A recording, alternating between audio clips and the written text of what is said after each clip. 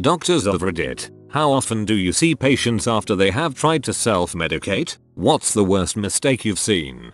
I was working in a clinic when a man came in with his blind wife. She is diabetic, and during my questioning I found out she had had a few episodes of low blood sugar in the past few months. And I mean low as in unable to ingest food to raise her blood sugar. The husband told me he had to inject his wife to bring her around. Usually, in these cases you would inject glucagon, which is basically the opposite of insulin. It raises blood sugar. He proceeds to tell me that the glucagon is too expensive, so he has been dissolving sugar in water, drawing it up, and injecting it into her thigh. I tried to hide my shock, but it must have been obvious. He just looked at me and said, "Well, it worked, didn't it?" I tried telling him all of the reasons he should use glucagon and not sugar water, but he wouldn't have it. I even told him that the pain of the injection is probably what woke his wife up, not any increase in blood sugar. He said the glucagon was too expensive. I called around to a bunch of pharmacies and found it for $20 for 2 injections,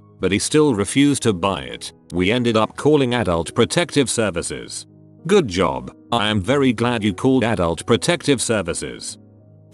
Lady in her mid-60s comes in with a terrible burn on her hairline and scalp. I ask what happened, and she said she was coloring her hair with the leftover dye from a month or so ago. Needless to say, she had a 3rd-degree chemical burn all over her scalp. Okay, that's problem 1. We ask her if she has any allergies because we want to give prophylactic antibiotics. She says no. We ask about her daily meds. She rattles off a bunch including 1000 milligrams of amoxicillin, Augmentin. We ask how long she's been taking the Augmentin. She replies 2 years. Every day, for 2 years, she's been taking massive doses of antibiotics. Her reasoning: to keep myself from getting sick. We went hunting for side effects, found oral and vaginal thrush, massive yeast infection in her colon, malnutrition, stomach ulcers, and multiple open sores on her feet and knees. Plus, she got a super infection on the burn site a few days later. No fun.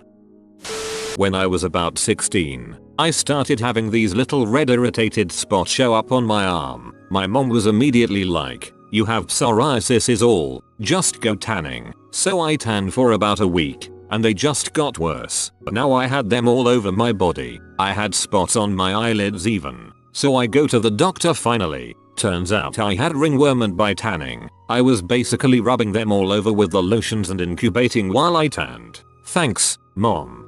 I posted in a thread above this about how I got ringworm from a tanning bed. IT was you.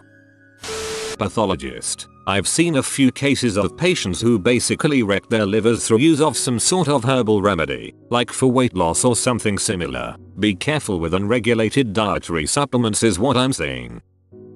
We got given a case in a lecture of a man who had a rash on his foot. Googled it and decided it was eczema or some similar inflammatory disease, so ordered and applied a steroid cream. For those who don't know, these kind of steroids act by dampening the immune system, the overactivity of which is the cause of diseases like eczema and psoriasis. However, he in fact had a fungal infection and was just reducing his body's ability to fight it off. If I remember correctly, by the time he got to the doctors he needed it amputated.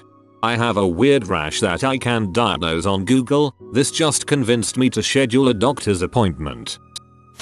Pharmacist here. Patient came in and wanted to self-medicate his cat's Pinky. He wanted to know what the vet would prescribe and if it was available somehow over the counter. After a long and trying discussion, he is insistent on putting generic Neosporin in his cat's eye. I repeatedly instructed him that it wasn't safe due to sterility reasons and that it could harm the cat, worsen the cat's condition, or cause some other problem for the animal. His reply to me: "Well, I'll try it in my own eye first and see." And just like that, as mysteriously as he arrived, he was gone.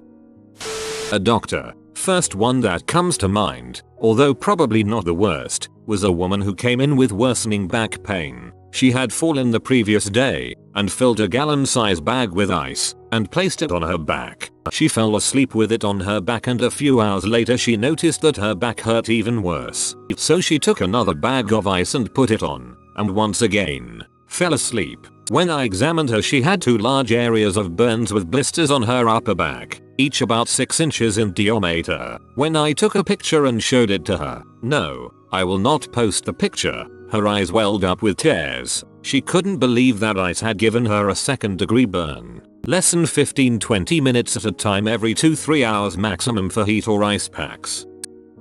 In an EMT, my crew responded to a fall victim in her house last winter. She had been found on her kitchen floor by a neighbor checking in on her. I was patient contact, and as I bent down to assess the injury, I noticed the woman had tightly tied a plastic bag with some washcloths around her foot. I started cutting the bag open and saw that it was completely full of blood. Long story short, the woman had fallen on her front steps 11 hours earlier and had crawled inside and tied herself a tourniquet around her injury, which was a gruesome compound ankle dislocation, with a portion of the bone sticking out from her flesh, which was starting to turn a foul color with the amount of time that had passed since the injury. She wasn't that old, but was apparently a little senile and didn't want to call 911 or her daughter and cause anybody trouble. On the ride to the hospital, her vitals were down and she had no pulse in the affected foot. Even the trauma nurses were a little shocked by how bad it looked. I think she was pretty mobile despite the fall.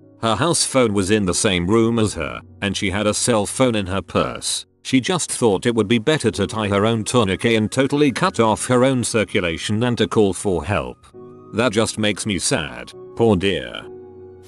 I work in a dental office. Most common thing we see is people placing an aspirin on their gums next to an aching tooth. All that does is severely burn the gums and makes the pain worse. I've also met a few people over the years who have taken their own teeth out with a pair of pliers. One guy we saw had a problem tooth. Went to pull it out, pulled the wrong one, then tried again and pulled the problem one. He shattered the alveolar bone in that area and had to be sent to an oral surgeon immediately. Resident physician here. I've had numerous patients who've rejected medical treatment for a small, localized, and easily treatable cancer in favor of naturopathic homeopathic remedies. Inevitably, they re-present years later with diffusely metastatic cancer in their brains, liver, bones. It's everywhere. By that point, the conversation shifts from how I can cure them to how I can make them comfortable before they die. For example, woman has progesterone receptor positive breast cancer. This means that the hormone progesterone will make her cancer grow faster. She goes to her naturopath, who prescribes her tubs of progesterone cream for years, which most certainly made her cancer worse. But it's okay, she tells me. It was years of natural progesterone. Nurse here. At a get-together with friends, where the wine drinking got out of hand, I had a friend burn himself on the oven while making pizza, then try to cauterize that wound with his lighter. I'm an EMT. One of my first calls was an 80-plus-year-old man living in an assisted living facility. He had bought at least 150 bottles of some naturally lose-weight quick pills that he saw late night on TV. He had been taking an excess amount of them for at least a day straight. We got there and his mental status was clearly altered. Didn't know where he was, etc. I wish I still had the picture of the stacks of cartons he had in his small room. I still wonder how he got them inside of the facility. Med student here. Literally all the time. I've seen super overdosing OTC meds guy with bloody stool and abdominal pain who we found out used 4 goody powder packets a day for over 5 years. Patient who had someone try to nail file his hemorrhoids. Not sure how he thought that would help. Massive infections from people literally stapling a wound shut with an office stapler. I had a patient who came in saying that she had a sore throat, so she took her cat's expired antibiotics and wanted to know why she wasn't getting better. Well done, they'd expired. Geez, talk about stupid. Physician here. The one that stands out from among the rest of the field. Life-threatening problems with OTC acetaminophen, ibuprofen, naproxen happen all the day long. Happened many years ago while I was a medical student. I was serving my rural medicine rotation at a primary care practice in the sticks. A man came in for an urgent appointment for a rash. I went to see him first to get working on the history. In the exam room I met a very nice, young, fit man sitting bolt upright on the exam table looking very uncomfortable. During the history, it was revealed that he was a telephone line repairman and was working, in late summer, out on the telephone lines around the county, climbing them to reach the wires. He had been exposed to poison ivy this way over both arms and much of his torso, which had happened before. However, this time the rash was worsening with time. I asked him to remove his dark colored shirt, and after he did I almost fainted. He had open wounds all over his arms and chest. All of the blisters from the poison ivy had unroofed and the tissue underneath was destroyed. Everything was bright red,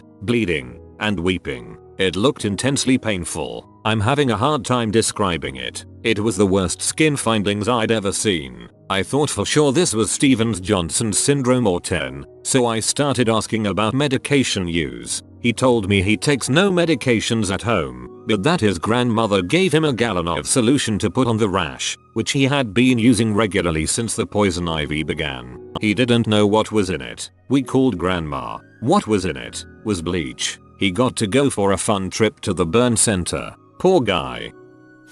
Heard the story, but didn't see the patient. A woman in her 60s presented to the ER with episodes of passing out during sex. She underwent a full workup, cardiac, neurological, when she was admitted, and no cause was found, so she was discharged. She returned again with the same complaint a few days later, and divulged that this had actually happened during sex both times. Upon further questioning, it turns out that her husband had been using topical nitroglycerine paste on his penis for erectile dysfunction. When they had sex, the medicine was absorbed into her bloodstream, causing her blood pressure to drop precipitously. Her husband was advised to discontinue this practice.